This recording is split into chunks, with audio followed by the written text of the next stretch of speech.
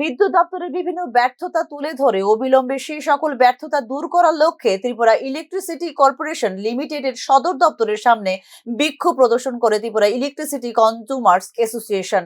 পরবর্তীতে তাদের দাবিগুলোর সমর্থনে নিগমের এমডির কাছে ডেপুটেশন প্রদান করে তারা টিওডি টেরিফ সহ স্মার্ট মিটার লাগানো বন্ধ করতে হবে। কর্পোরেশনের যে সমস্ত কাজ আউটসোর্সিং করা হচ্ছে এবং যে সমস্ত ডিভিশন সাব ডিভিশন বেসরকারি সংস্থার হাতে আছে সেগুলো কর্পোরেশনের হাতে ফিরিয়ে আনতে হবে। কর্পোরেশনকে প্রয়োজনীয় সংখ্যক স্থায়ী মিটার রিডার লাইনম্যান নিয়োগ করতে হবে। Minimum charge, fixed charge, service charge, duty charge সহ বিভিন্ন বাড়তি চার্জ নেওয়া বন্ধ করতে হবে বলে জানিয়েছে অ্যাসোসিয়েশন। পরিবাহী লাইনের দ্রুত সংস্কার করতে হবে, পুরানো ট্রান্সমিটারগুলি পরিবর্তন করতে হবে।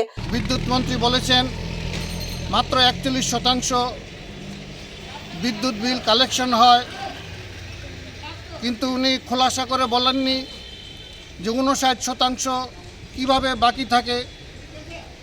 কিন্তু আমরা জানি সরকারি দপ্তরগুলি মূলত বড় বড় ডিফল্টার এবং লাইনম্যান না থাকাতে যেমন নিয়মিত পরিষেবাগুলি বিঘ্নিত হচ্ছে, তেমনি মিটার রিডার না থাকাতে এগুলি সব আউটসোর্সিংয়ের মাধ্যমে করা হচ্ছে, ফলে ঠিকমতো বিল হচ্ছে না, তাই বিদ্যুতের বিল কালেকশন হচ্ছে না।